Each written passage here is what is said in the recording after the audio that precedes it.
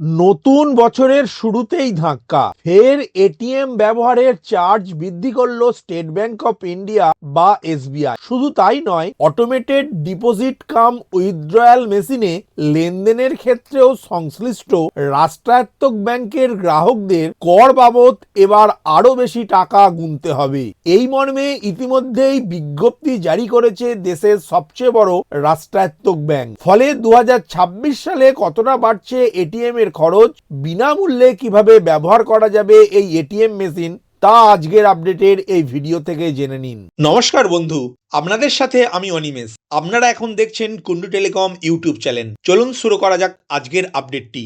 SBI এর বিজ্ঞপ্তি অনুযায়ী অন্যান্য ব্যাংকের এটিএম থেকে নগদ তোলার ক্ষেত্রে এবার থেকে গ্রাহকদের পণ্য ও পরিষেবা কর বা জিএসটি অর্থাৎ গুডস অ্যান্ড সার্ভিসেস ট্যাক্স বাবদ দিতে হবে 23 টাকা।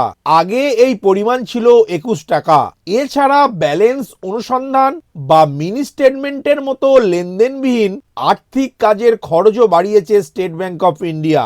অন্য ব্যাংকের এটিএম থেকে এগুলি করতে গেলে এবার থেকে 10 টাকার বদলে 11 টাকা খরচ করতে হবে কোনো গ্রাহককে। স্টেট ব্যাংক কর্তৃপক্ষ জানিয়েছে, সাম্প্রতিক সময়ে ইন্টারনেটের খরচ বেশ বৃদ্ধি পেয়েছে, সেই কারণেই এটিএম এর ফি বাড়ানোর সিদ্ধান্ত নিতে হয়েছে তাদের। এখানে উল্লেখ্য, 2025-26 অর্থবর্ষের মধ্যে ফেব্রুয়ারি মাসের পর এই নিয়ে দ্বিতীয়বার সংশ্লিষ্ট চার্জ বৃদ্ধি করলো এসবিআই। সেভিংস এবং স্যালারি অ্যাকাউন্ট ব্যবহারকারীদের উপর এর সর্বাধিক প্রভাব দেখা যাবে বলেই মনে করা হচ্ছে। উল্লেখ্য, বিনামূল্যের লেনদেনের সীমা ছাড়িয়ে এসবিআই এর বাইরের এটিএম ব্যবহার করলে তবেই এই নিয়ম প্রযোজ্য হবে। সেভিংস অ্যাকাউন্টের গ্রাহকদের ক্ষেত্রে বিনামূল্যে মাসিক লেনদেনের সংখ্যা অবশ্য কোনো পরিবর্তন করেনি স্টেট ব্যাংক। বিজ্ঞপ্তিতে বলা হয়েছে, ব্যবহারকারীরা প্রতি মাসে অন্য ব্যাংকের এটিএম থেকে 5 বার বিনামূল্যে টাকা তুলতে বা জমা করতে এবং ব্যালেন্স অনুসন্ধান ও মিনি স্টেটমেন্ট সংগ্রহের মতো আর্থিক পরিষেবা পাবেন। এই সীমা পেরিয়ে গেলে তবেই এই সংশোধিত চার্জ প্রযোজ্য হবে। এতদিন পর্যন্ত এসবিআই এর বেতন অ্যাকাউন্ট অর্থাৎ স্যালারি অ্যাকাউন্টের গ্রাহকরা অন্য ব্যাংকের এটিএম এ বিনামূল্যে যতবার খুশি লেনদেন করতে পারতেন। নতুন নিয়মে মাত্র 10 বার নিখরচায় সেখান থেকে টাকা তোলা বা জমা করার সুযোগ পাবেন তারা। ওই সীমা পেরিয়ে গেলেই সংশ্লিষ্ট গ্রাহকদের প্রতিবার টাকা তোলার জন্য 23 টাকা করে জিএসটি এবং আর্থিক লেনদেনের জন্য 11 টাকা করে চার্জ দিতে হবে। তবে নতুন নিয়মে সমস্ত এসবিআই গ্রাহক যে প্রভাবিত হবেন এমনটা নয়। রাষ্ট্রায়ত্ত ব্যাংক জানিয়েছে, এর জেরে বেসিক সেভিংস ব্যাংক ডিপোজিট অ্যাকাউন্টের চার্জ আগের নিয়মেই কাটা হবে।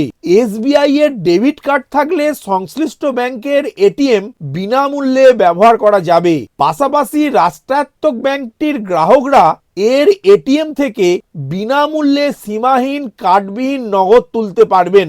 সংশোধিত চার্জের আওতার বাইরে কিষাণ ক্রেডিট কার্ডকেও রেখেছে এসবিআই কর্তৃপক্ষ। সুতরাং আজকের আপডেটের ভিডিওর মাধ্যমে বুঝতে পারলেন, সেভিংস অ্যাকাউন্ট গ্রাহকরা এবার থেকে অন্য ব্যাংকের এটিএম থেকে এসবিআই ব্যাংকের ডেবিট কার্ড ব্যবহার করে বিনামূল্যে 5 বার লেনদেন করার পর ষষ্ঠবার থেকে যতবার এবার টাকা তুলবেন তাতে 23 টাকা করে জিএসটি ধার্য হয়েছে এবং মিনি স্টেটমেন্ট এবং ব্যাংক ব্যালেন্স চেক করার জন্য 11 টাকা করে চার্জ দিতে হবে। অন্যদিকে এসবিআই ব্যাংকে থাকা স্যালারি অ্যাকাউন্ট হোল্ডাররা 10 বার বিনামূল্যে অন্য ব্যাংকের এটিএম থেকে টাকা লেনদেন করতে পারবেন, কিন্তু তারপর টাকা লেনদেন করতে হলে 23 টাকা করে অতিরিক্ত চার্জ গুনতে হবে। ভিডিওটি প্রথম থেকে শেষ পর্যন্ত দেখার জন্য ধন্যবাদ। এই ইনফরমেটিভ আজকের আপডেটটি আপনার বন্ধু ও পরিচিতদের জানাতে বেশি বেশি করে শেয়ার করবেন, আর অবশ্যই কমেন্ট করবেন ভিডিও সম্বন্ধে আপনার কোনো ডাউট বা জিজ্ঞাসা থাকলে, এবং আপনার কোনো মতামত জানাবেন। ভালো থাকবেন, সুস্থ থাকবেন।